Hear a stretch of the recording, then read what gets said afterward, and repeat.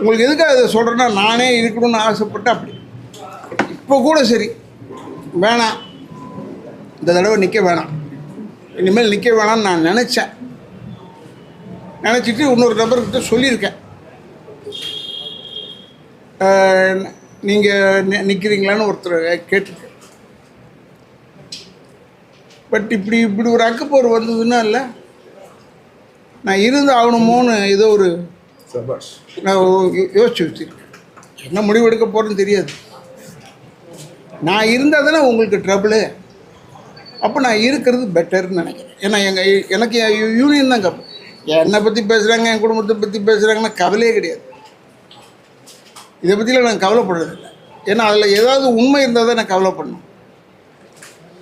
என் குடும்பத்தை பற்றி இழுத்துருக்காங்க, எங்கள் செக்ரட்டரி குடும்பத்தை பற்றி இழுத்துருக்காங்க.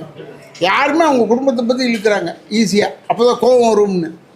எங்களுக்கு இதெல்லாம் கோபமாக இது அக்கப்போரா பேசும்போது என்ன செய்கிறது? அநியாயத்துக்கு நாங்கள் ரொம்ப அமைதியாக நல்ல பிள்ளைங்களாகவும் இருக்க முடியாது. நாங்களும் சொல்லி ஆகணும், எங்கள் விஷயங்களெல்லாம் சொல்லி ஆகணும். அவங்க என்னென்ன பேசியிருக்காங்கன்னு எனக்கு அவ்வளோவா தெரியாது. ஒருவேளை நீங்கள் பார்த்துருக்கீங்களா என்னன்னு தெரியாது.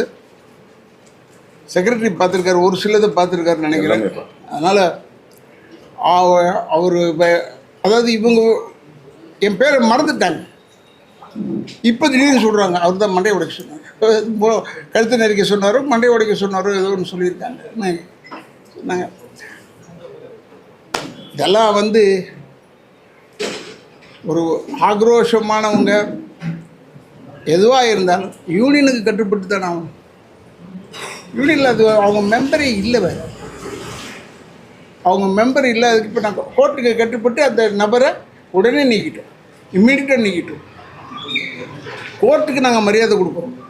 ஏன்னா whatever the court says I will go along. But நாங்கள் இப்போ கோர்ட்டில் தான் கம்ப்ளைண்ட் பண்ண போகிறோம். கோர்ட்டில் கொடுத்துடலாம் நான் சொன்னேன். நான் கொடுத்துடலாம், ஓப்பன் வரட்டும், யாராக இருந்தால் என்ன.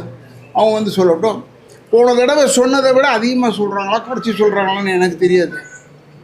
So will have a nice chance. ஓப்பனாக இது வெளியே சொல்கிறதுக்கு எங்களுக்கு ஒரு நல்ல சான்ஸ். ஏன்னா இது பின்னணி குரல் கொடுப்போம் ஒரு சங்கம். அதாவது அவங்க சொல்கிற கம்ப்ளைண்ட்ஸுக்கு நீங்கள் கேள்வி கேட்டிங்கன்னா டெஃபினட்டாக நாங்கள் பதில் சொல்லுவோம். அதை பற்றி ஒன்றும் இல்லை. இப்போ செக்ரட்டரி வில் டேக் அப்.